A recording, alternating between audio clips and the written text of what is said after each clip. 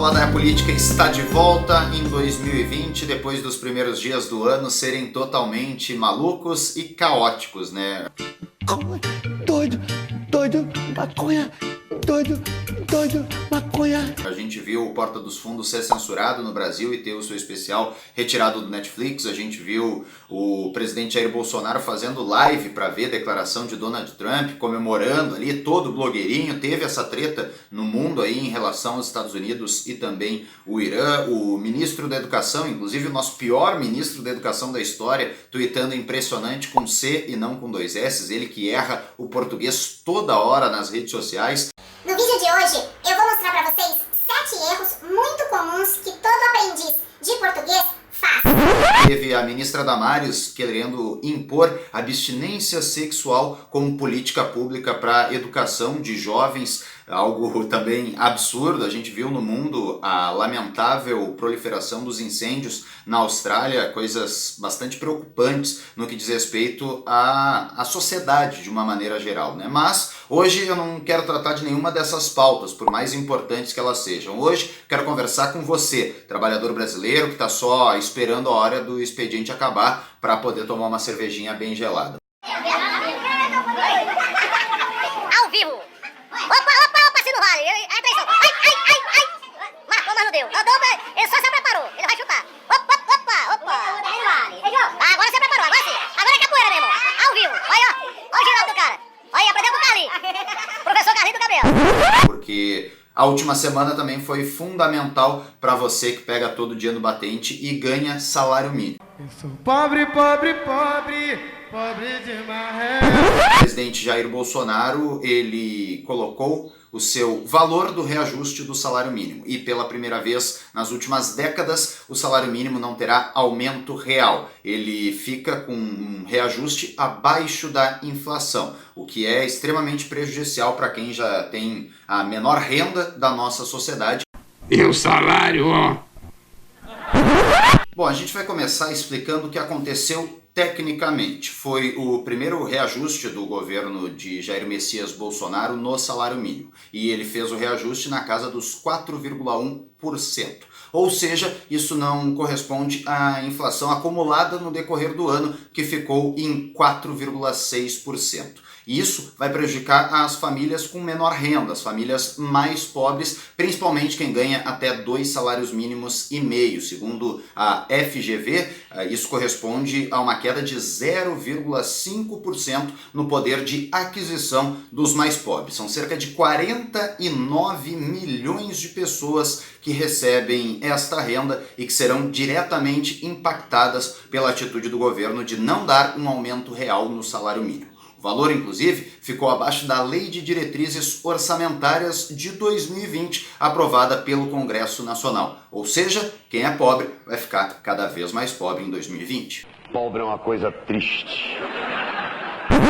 Enquanto Jair Bolsonaro não aumenta o salário mínimo, o trabalhador brasileiro segue pagando cada vez mais caro para itens de consumo básico, né? A carne, por exemplo, cresceu mais de 32% só em 2019. O feijão ficou 55% mais caro no ano passado. O gás de cozinha está quase R$80, com aumento nos últimos meses e sem nenhum tipo de subsídio por parte do governo. A gasolina está quase chegando a R$5.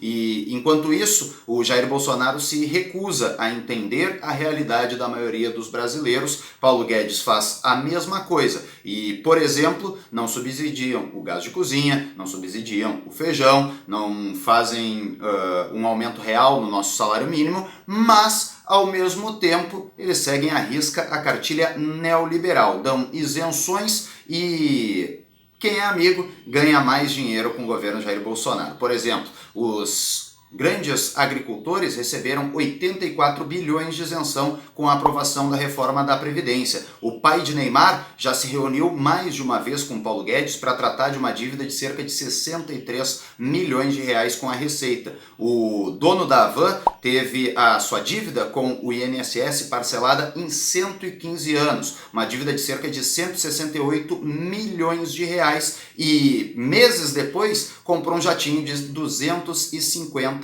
milhões de reais. Ou seja, quem tem muito dinheiro está ganhando bastante isenção, mas subsídio para gás, subsídio para alimentação básica e subsídio para o salário mínimo com aumento real não é a prioridade do governo de Jair Messias Bolsonaro. E o pior de tudo é o que ele tentou fazer na última semana. Bolsonaro tentando dar isenção para templos religiosos. Acho que não preciso nem comentar o quão absurdo é essa questão em um estado que deveria ser laico e que não tem dinheiro para dar aumento real para o salário mínimo, mas dar isenção para um cara desses pode.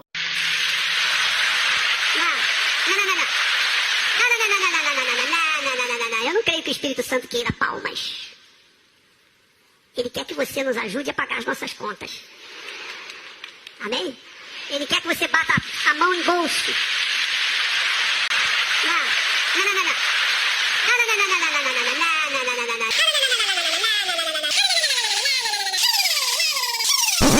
Cara, eu vejo esse vídeo e eu só consigo pensar por que as pessoas seguem aplaudindo depois dele dizer que não é pra aplaudir. Tipo, não faz nenhum sentido na minha cabeça o que tá acontecendo. Mas enfim, vamos adiante porque acabei fugindo um pouquinho do tema.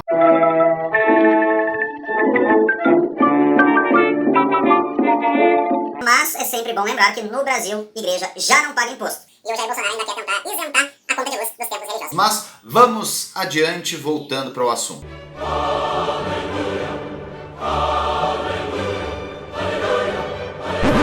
E é importante que todos vocês entendam que a questão do salário mínimo é só o começo de um projeto em execução aqui no Brasil. Em live, o presidente Jair Bolsonaro defendeu mais uma vez a diminuição das regras trabalhistas e disse que é preciso facilitar a vida dos patrões para que eles gerem mais empregos. Bolsonaro defendeu o fim de diversas normas reguladoras que, como o nome diz, foram feitas para regular fatos importantes. Elas foram escritas por especialistas do trabalho e especialistas das áreas em que elas são aplicadas. Mas, a gente já sabe, o presidente Jair Bolsonaro não gosta de especialistas. A questão dos pardais aí nas rodovias federais está para comprovar, aumentou as mortes violentas no trânsito sem os pardais, mas o Bolsonaro é umas bobajadinhas aí, um negocinho aqui, tá ok? Tem que acabar com esses negócios aí. E ele quer fazer a mesma coisa com as normas que regulamentam o trabalho no Brasil. Como sempre, o Jair Bolsonaro na sua live utilizou exemplos totalmente esdrúxulos, onde as regras não eram aplicadas para tentar justificar as suas declarações como se elas fossem verdade, o que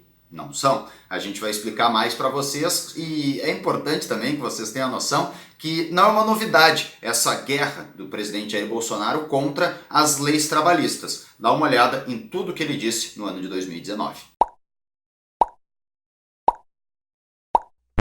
Eu vou dizer de uma pessoa que defende menos fiscalização em cima de trabalho escravo no Brasil. O discurso neoliberal, ele não funciona na prática. Ele vai precarizando as regras trabalhistas, ele retira direitos e não gera benefícios práticos para a economia. Tanto que países modernos têm modificado toda a sua lógica produtiva do trabalho. A Microsoft japonesa diminuiu a carga horária dos seus trabalhadores porque ficou comprovado, através de pesquisa, que eles rendiam mais no tempo que estavam trabalhando. A Finlândia aprovou, ainda em 2020, uma regra para que os seus trabalhadores tenham uma rotina de 4 dias na semana com 6 horas trabalhadas. Um projeto que já foi, inclusive, adiante na Suécia, onde a jornada de trabalho integral é desta forma. Aqui no Brasil, a gente caminha no processo contrário. E aí, claro que quando eu digo isso, o neoliberal ele fica totalmente enlouquecido, socialista, sei lá o quê, blá blá blá blá blá, porque com eles tudo funciona na base do medo. Não é à toa que o Bolsonaro e também o Paulo Guedes, eles nunca pensam que a mão de obra traz qualificação para o serviço que o empregador está te contratando para fazer. Eles tentam utilizar o medo quando dizem que se o salário mínimo aumentar, como disse em 2019 o Paulo Guedes,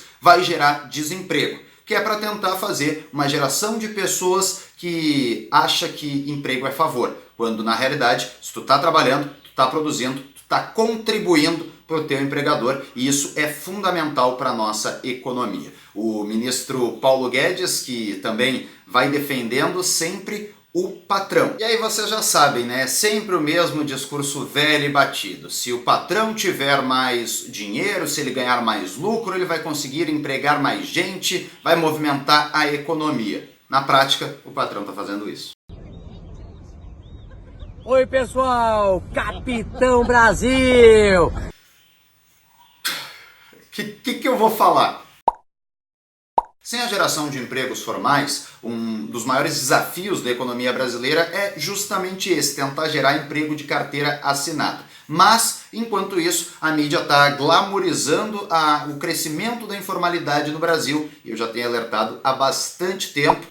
Pessoal, se a gente continuar por esse caminho, ofertas como essa vão ser cada vez mais comuns na vida do brasileiro. Enfim, esse vídeo foi para tentar mostrar um caminho perigoso no qual o Brasil se meteu.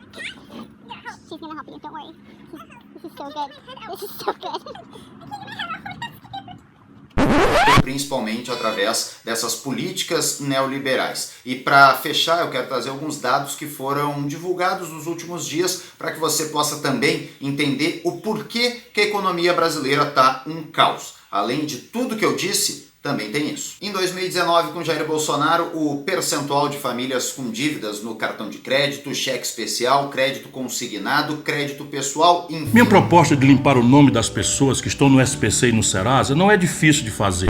Cresceu e chegou a 65,6%.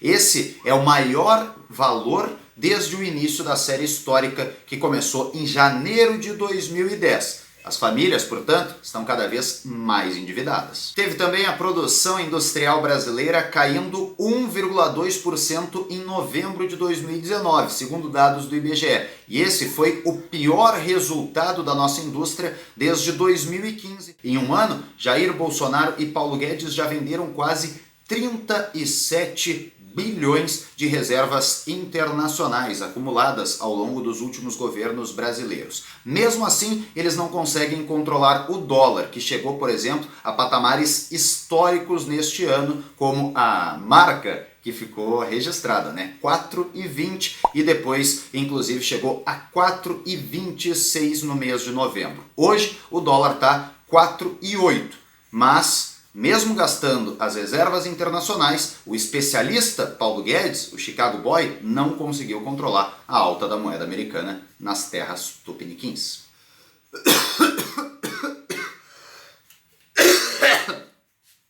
Bom, vamos voltar à seriedade neste programa. Lembram daquele discurso durante a campanha de que a esquerda agia por ideologia e por isso o capital estrangeiro fugia do Brasil, ninguém queria investir em terras brasileiras porque a esquerda é ideológica, tá ok? Tá ok?